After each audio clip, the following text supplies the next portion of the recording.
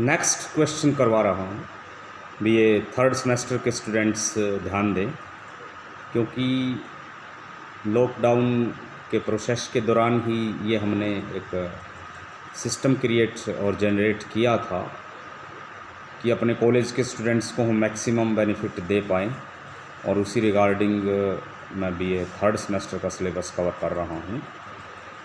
और पहली third unit हो चुकी है। फोर्थ यूनिट जो है बीए थर्ड सेमेस्टर के students, I am Harish Saroha from Bhagat Singh Khalsa College Kalatiba Abohar.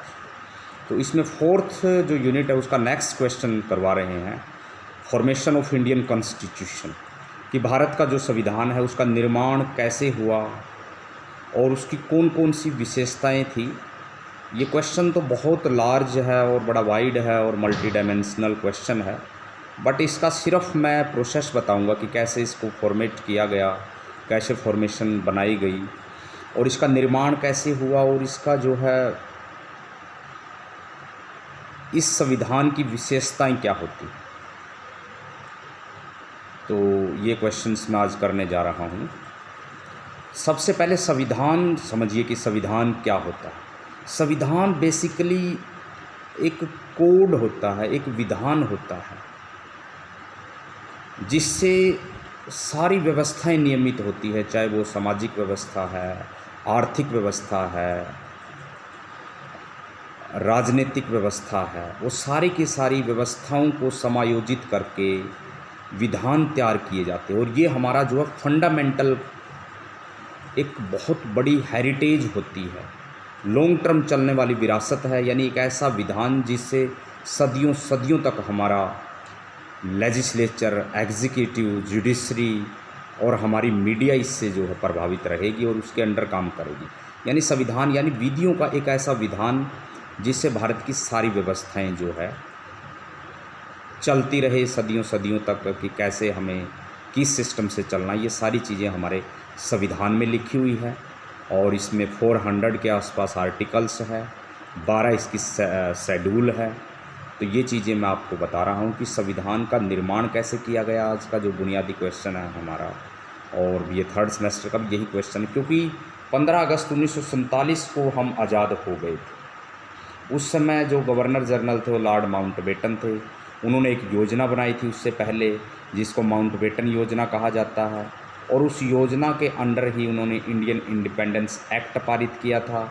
और उस एक्ट के अंडर ही उन्होंने जो है 14 अगस्त 1947 को ये एक्ट पास किया, और उसमें भारत और पाकिस्तान नामक दो डोमिनियन स्टेटस बनाए थे। पाकिस्तान को जो इंडियन सब कॉन्टिनेंट्स में से जो एरियाज़ दिए गए थे वो थे सिंध, बलूचिस्तान और उत्तर पश्चिमी सीमा प्रांत, पश्चिमी पंजाब और कुछ बंगाल का जो एरिया था, जो पूर्वी बंगाल का, ये सारे के सारे एरिया उसको दिए गए थे। उससे वो जो है पाकिस्तान बन गया था। बाकी जितना भी एरिया था उससे हमारा इंडिया, यानी जिसको आर्टिकल 1 में कहा इंडिया दैट इज़ भारत। संविधान का जो आर्टिकल 1 है उसमें कहा गया है कि इंडिया दैट इज़ भारत, यानी भारत का जो संवैधानिक नाम है वो इंडिया ही है, इसके अलावा कुछ भी नहीं है।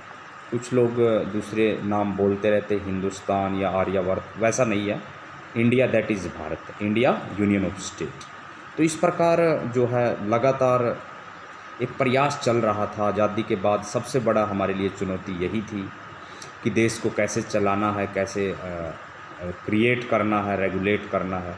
तो इसके लिए सबसे पहले जिस समस्याओं का समाधान करना था, तो उन समस्याओं के लिए सबसे पहले ज़रूरत थी कि हम एक ऐसा संविधान बनाएं जो कि सभी धर्मों, जातियों, सभी भाषाओं के बीच एक कोऑर्डिनेशन का काम करे, समरसता बनाए रखे, हारमोनियस वे में सभी को प्रॉपर प्रोग्रेस करने का चांस मिले, कोई अपने आप को जो है कम ना माने। ठीक है, क्योंकि इससे पहली जो समस्या थी वो तो ये थी कि भारत की जो 565 के आसपास रियासतें थी उनको एक करना था। उनको भी एक कर लिया था सरदार पटेल, वीपी मेनन और हमारे कुछ विजनरी लोगों के अंडर। अब दूसरा जो सबसे बड़ा काम था वो ये था, क्योंकि 1946 में जो कैबिनेट मिशन भारत आया था उसने कहा था कि हम भारत के लोगों को कहेंगे कि वो अपना संविधान खुद बनाएं, संविधान खुद तैयार करें।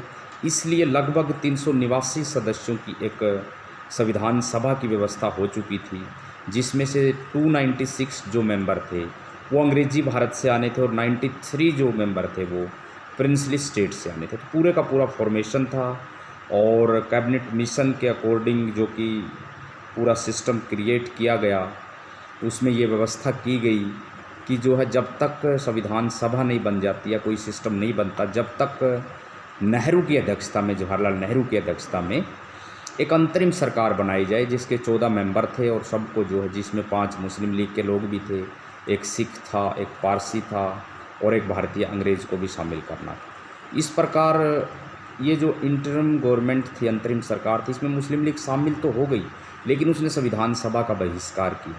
तो ये जो संविधान सभा बनी थी जिसके 389 मेंबर थे, इसकी पहली बैठक जो हुई 9 दिसंबर 1946 को हुई थी, जिसमें ना तो मुस्लिम लीग ने पार्टिसिपेट किया, ना ही भारत की रियासतों का एक भी प्रतिनिधि उसमें नहीं पहुंचा। लेकिन जो भी है, इस बैठक का एक हमने अस्थायी अध्यक्ष चुना, डॉक्टर सच्चिदानंद सिन्हा को, और उसकी अध्यक्षता में ये जो है मीटिंग हुई। उसके बाद 11 दिसंबर को राजेंद्र प्रसाद की अध्यक्षता में एक स्थायी समिति बनाई गई और 13 दिसंबर के दिन नेहरू ने जो अपना एक उद्देश्य प्रस्ताव, ऑब्जेक्टिव रेजोल्यूशन पास किया, यानी काम शुरू हो गया था संविधान बनाने का, क्योंकि संविधान बहुत ज़रूरी था जिसके आधार पर हमारी व्यवस्था चलनी थी और आज चल भी रही है और आगे भी सदियों सदियों तक अगर भारत रेगुलेट होगा तो इसमें हमें किसी तरह का कोई कन्फ्यूजन, कोई डाउट, कोई किसी तरह का क्लैश, कंट्राडिक्शन, कनंड्रम नहीं होना चाहिए। भारत चलेगा सिर्फ़ और सिर्फ हमारे कॉन्स्टिट्यूशन से, क्योंकि सबसे बड़ा कॉन्स्टिट्यूशन है और भारत आज किसी दूसरी चीज़ से नहीं चलने वाला है।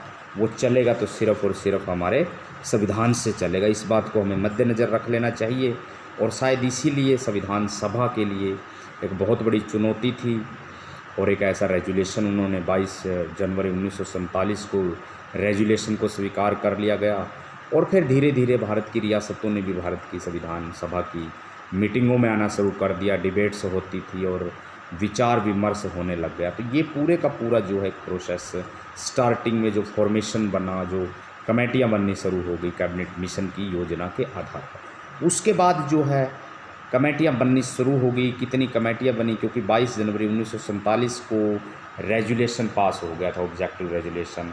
अब अलग अलग तरीके की कमेटियाँ बनी। जो मेन कमेटी थी वो 8 कमेटीज़ बनी, 8 कमेटी बनी। पहली जो कमेटी थी वो थी कमेटी ऑन रूल्स, जिसको सिर्फ रूल्स बनाने थे। दूसरी एडवाइजरी कमेटी थी। तीसरी यूनियन कॉन्स्टिट्यूशन कमेटी थी। 4th union power committees. 5th provincial constitution committee. 6th sub committee on fundamental rights. 7th sub committee on minorities और 8th वाली कमेटी थी committee on the negotiation with principal states. ये 8 committees बनी है और last 8 committees बन गई complete. तो ये कमेटीज़ जो थी, इनको अलग अलग एरियाज़ दिए गए, इनको अपने अपने काम पर निरंतर ध्यान देते हुए और भारत के अलावा भी और भारत के रूल्स को भी हमें स्टडी करना। इसके अलावा इनको ये काम दिया गया कि आप दूसरे देशों के, अमेरिका के, चाइना के, जापान के, कनाडा के, ब्रिटेन के, जर्मनी के, उन सभी कॉन्स्टिट्यूशंस का भी आपको स्टडी करना है ताकि हम एक ऐसा बेजोड़ और एक ऐसा नायाब हीरा क्रिएट कर सकें जिसको भारत का संविधान कहा जाए, कॉन्स्टिट्यूशन ऑफ इंडिया कहा जाए। ये सारा प्रोसेस चल रहा था, ये सारा काम हो रहा था स्टेप बाय स्टेप और हर चीज़ों का अपना एक तरीके से अपने सिस्टम से चल रही थी।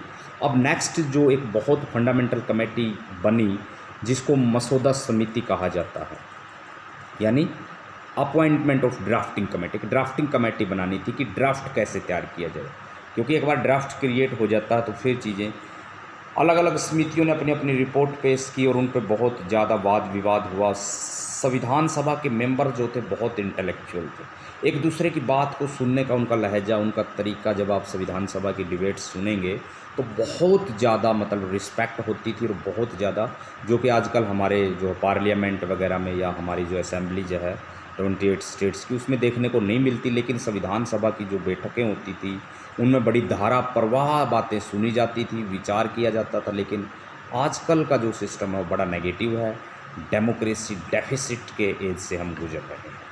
जो भी हो, ड्राफ्टिंग कमेटी तैयार की गई डॉक्टर BR अम्बेडकर की अध्यक्षता में, उनकी अगुवाई में, और उनको बहुत बड़ी जिम्मेदारी दी गई कि आपको ही संविधान का ड्राफ्ट तैयार करना है।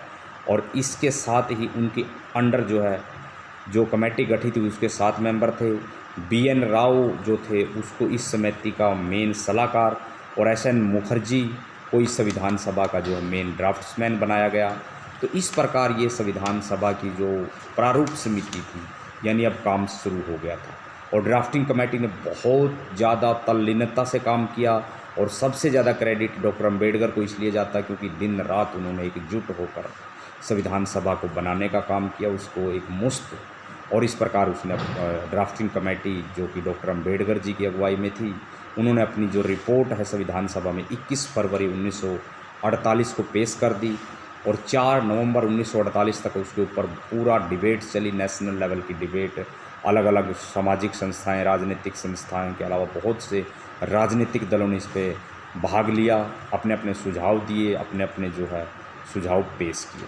और 4 नवंबर 1948 को इसकी फर्स्ट रीडिंग हुई, संविधान सभा की बैठक बुलाई गई।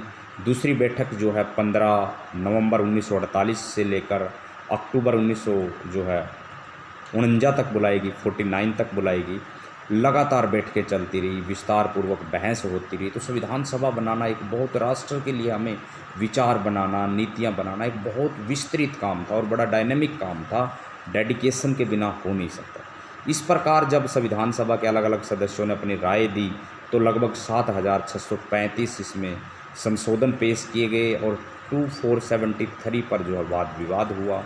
और इस प्रकार जो है मसौदा जो समिति थी उसने अपनी तीसरी जो रीडिंग की है, थर्ड रीडिंग 14 नवंबर 1949 को, 40 नवंबर 1949 को। और इस प्रकार वो 26 नवंबर 1949 तक चलती रही, और 26 नवंबर 1949 को जो है हमारा संविधान बनकर तैयार हो गया, सारे संशोधन हो गए, सारे करेक्शंस हो गए, और डॉक्टर अम्बेडकर ने ये अपना संविधान सबमिट कर दिया राजेंद्र प्रसाद जी को, क्योंकि राजेंद्र प्रसाद जो थे वो मेन जो है संविधान सभा की कमेटी के अध्यक्ष थे, इसलिए उनको उनके हस्ताक्षर हो गए। और इस प्रकार हमारा संविधान एक है उसको पूरा रूप दे दिया गया, उसको पूरा मुकम्मल बना दिया गया, और सारी तरह के संविधान संशोधनों के बाद आप देखते हैं कि वो कंप्लीट हो गया था। इस प्रकार जो 26 नवंबर 1949 को हमारा संविधान कंप्लीट हो गया, जिसको लागू किया गया 26 जनवरी 1950 को, और राजेंद्र प्रसाद जी को भारत का पहला राष्ट्रपति घोषित कर दिया गया। और इसी के साथ ही भारत की जो डोमिनियन स्टेटस थी वो ख़त्म हो गई। 26 जनवरी 1950 को भारत एक रिपब्लिक बन गया, सॉवरेन स्टेट बन गया, डेमोक्रेटिक स्टेट बन गया। और इस प्रकार हम देखते हैं कि हमारा संविधान जो है पूरे का पूरा एक रिपब्लिक बन गया। ये हमारे कॉन्स्टिट्यूशन का मैंने बिल्कुल ब्रीफ में आपको बताया कि कैसे कैसे कमेटीज़ बनी, कैसे कैसे वाद विवाद हुए, कैसे कैसे थर्ड रीडिंग हुई, और कैसे कमेटीज़ बनी। अब संविधान की अगर हम बात करें, 26 जनवरी 1950 को हमारा संविधान लागू हो गया। ये दुनिया का सबसे बड़ा रिटन कॉन्स्टिट्यूशन है, और इंडिया जो है वो भी दुनिया का सबसे बड़ा largest democracy of the world है।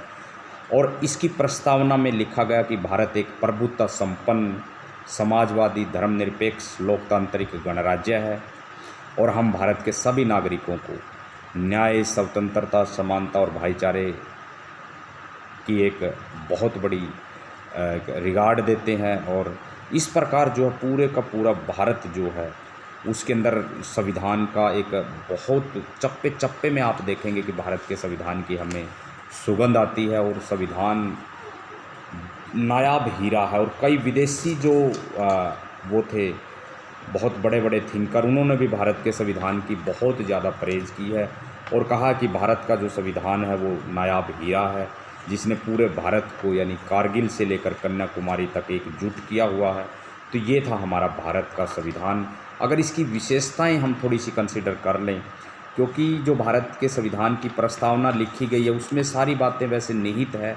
उसमें कहा गया है कि हम भारत के लोग भारत को एक संपूर्ण, प्रभुत्व संपन्न, समाजवादी, धर्मनिरपेक्ष, लोकतांत्रिक गणराज्य स्थापित करने और उसके सभी नागरिकों को सामाजिक, आर्थिक, राजनीतिक न्याय देने, विचार, दर्शन, विश्वास, उपासना की स्वतंत्रता, पद और अवसर की समानता प्राप्त करने के लिए उन सभी व्यक्तियों का सत्कार और राष्ट्र की एकता और अखंडता को कायम करने वाले भ्रातृत्व भाव को बढ़ाने के लिए दृढ़ संकल्प होकर आज संविधान सभा में 26 नवंबर 1949 को इस संविधान को स्वीकार, अधिनियमित और